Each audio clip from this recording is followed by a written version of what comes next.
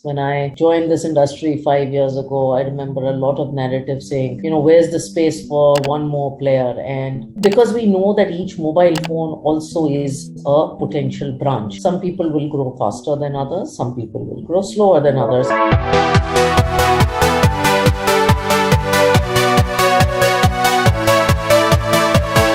Hello viewers, today we are in presence of a true trailblazer who has broken many a glass ceiling in her career so far. Having taken on the mantle of heading Edelweiss AMC at a very young age and built it to be very successful in a short frame of time, Radhika Gupta is admired and highly respected in the financial services industry and beyond. She's also a public speaker of the highest standards, and her voice transcends boundaries and provides strength to many who have the pleasure of getting to hear her. This makes her a true standout corporate youth icon today.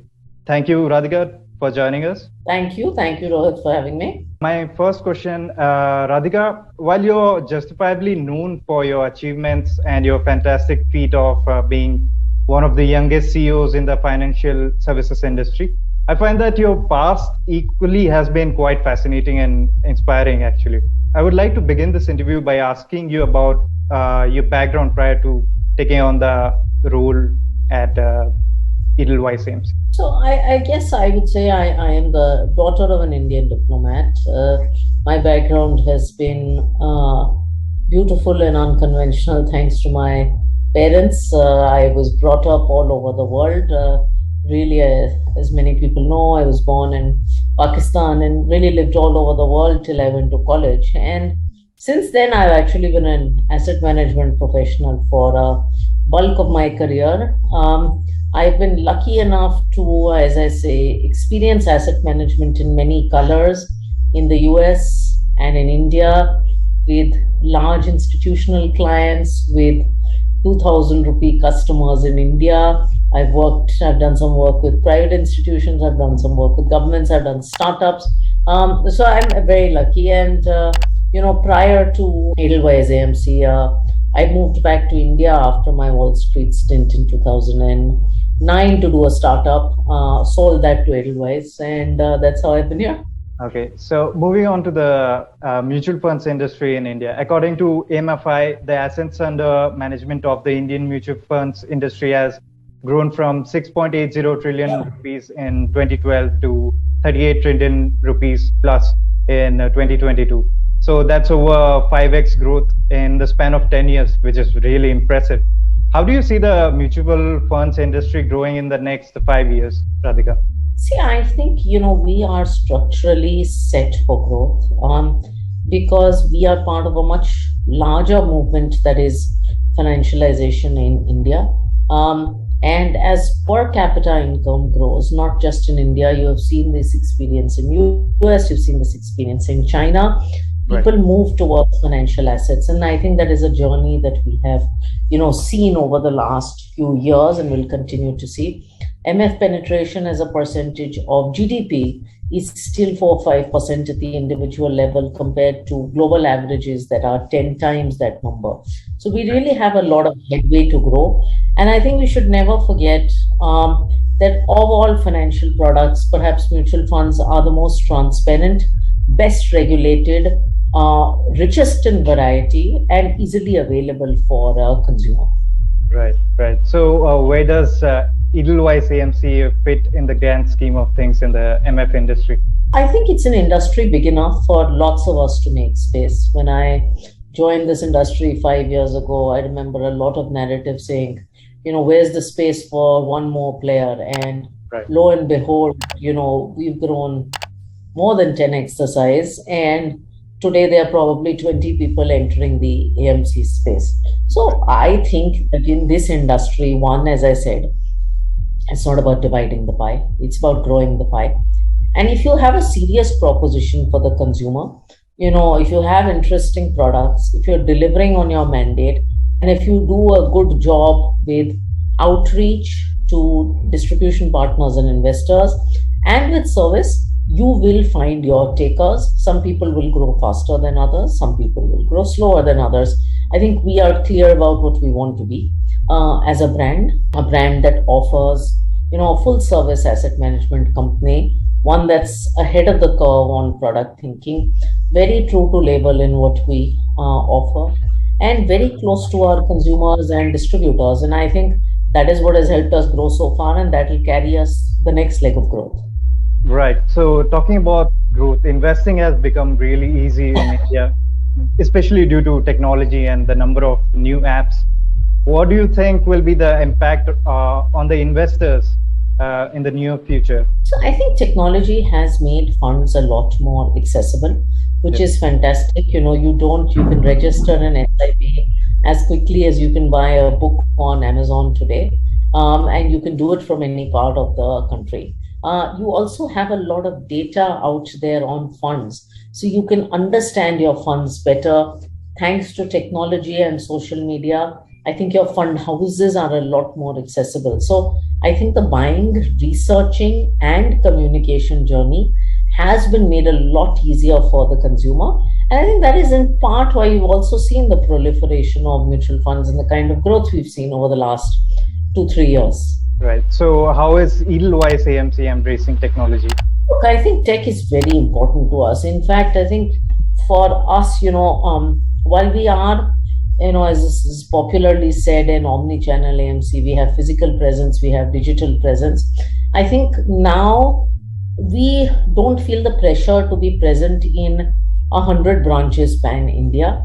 We can have a limited number of branches, whether it's 25 or 30, that we will evolve, because we know that each mobile phone also is a potential branch. So I think it has given us the confidence that we can expand without huge physical presence. And we are using technology in many different ways. Transactions is, of course, the very obvious one. Trying to give investor better information on our funds, which I think is underrated in the industry. Setting the right expectations, I think that is something we are doing. We're using a lot of technology in some of our investment functions, and in automation and efficiency. So over the last 5 years, we've scaled a lot. Our team sizes have not scaled. And so, that gives the business a certain amount of leverage. And we're using technology a lot in customer outreach, in events, using our new age platforms to reach out to customers. So I think technology gives us scale, it gives us efficiency. And we're very excited about the possibilities. Radhika, my next question is a bit about work-life balance. It's something that is spoken of a lot these days. So entrepreneurship has taken off in India. While entrepreneurs work very hard to achieve great targets, but their workaholism is often emulated by the youth today. You have been someone who has worked really hard all your life. So how important is the work-life balance for the working woman, man, for a long career doesn't hazardously kind of impact one's personal life?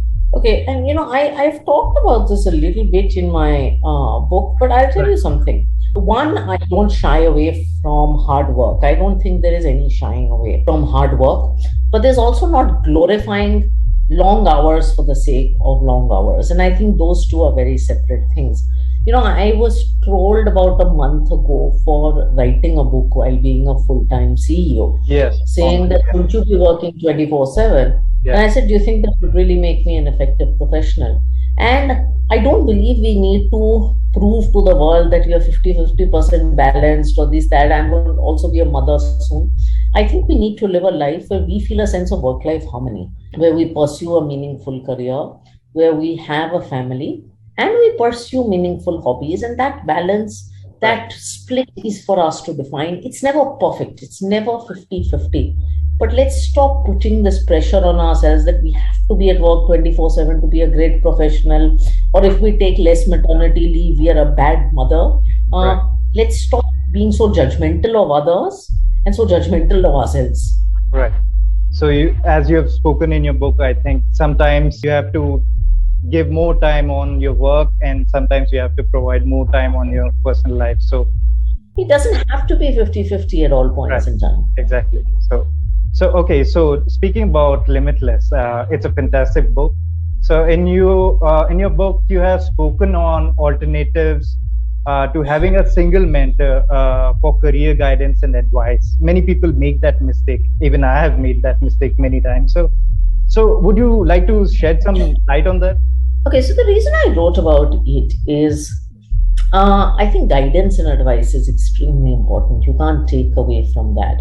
Now, every day, including today, I have someone write to me saying, "Will you be my mentor?" And then I get confused as to how to respond. And I have rarely seen formal mentorship work. I've never had a single mentor who shaped my career. Maybe I've not been lucky to find one.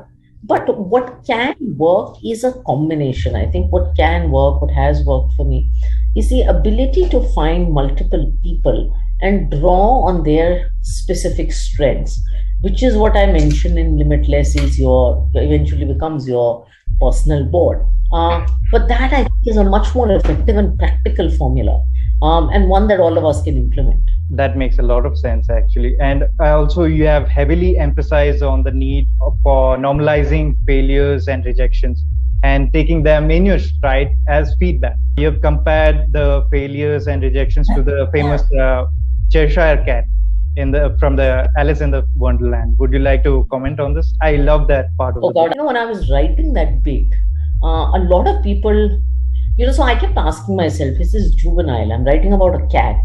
I'm a CEO. I'm writing about a cat. And after the book has come out, that's been probably one of the most loved analogies in the book and one of the most loved references. So I guess never underestimate the power of a good cat. But I think what I've talked about is I opened the book with this grim theme of failure for a reason, because I feel it's not something we talk about. And I also feel it's something that we often think is the end of the world, and it truly isn't. It is really the beginning of another world. And, I guess as the Cheshire Cat says, and, the line is in Limitless, that as long as you don't give up and as long as you keep walking, you will get somewhere. Now, you will get somewhere, you'll be redirected, you'll take a few detours, but you will get somewhere. Right, right.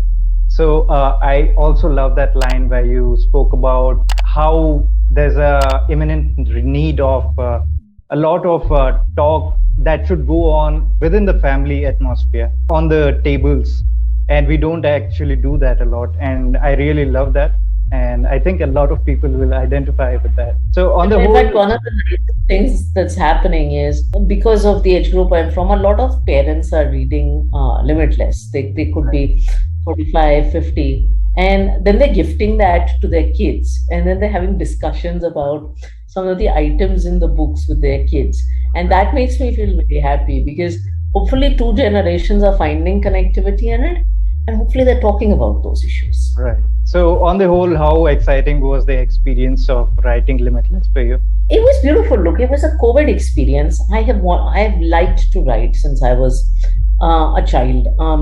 I love stories. I love words. All the examples that you see in Limitless, whether it's that Cheshire Cat or whether it's stories of Nigerian tribes, these are from the heart. They're organic. They're things I've read. They're things I've grown up with, and just the process of piecing this together, as I said, was a labor, but a labor of love. Yes. So, being a diplomat's daughter, you have traveled quite a bit, and I have also traveled quite a bit, being a banker's son. And I have been actually reading Arundhati Bhattacharya's book, Indomitable, and she has also grown up in Bhilai and Bokaro and Calcutta. So, how has that contributed in your personality, or has it honed you as a person in any way?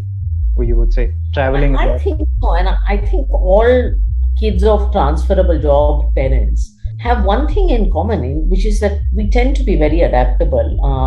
I think I devote a chapter in Limitless to stories of my parents, and the whole chapter is on adaptability quotient and adapting to change. And that's one thing I do well. So, someone asked me in another interview, what's your favorite city in the world? And I said, I'll live anywhere in the world, and it'll become my favorite. And that grows up. That's my father's profession's gift. I can understand that completely. Yeah. Right. So, having personally read the book, I think the book will be a great guiding force for the readers.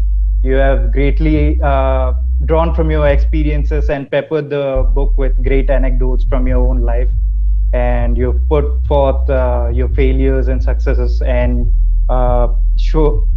provided some insights into vulnerabilities and how to get past that, and which I think readers would greatly identify and empathize with, Radhika.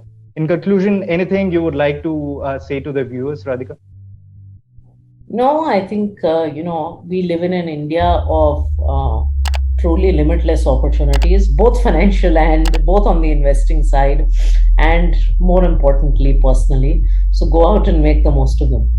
Sure. With that, we have come to the end of the interview. Thanks for taking some time out from your busy schedule to do this interview with the Business Outreach magazine.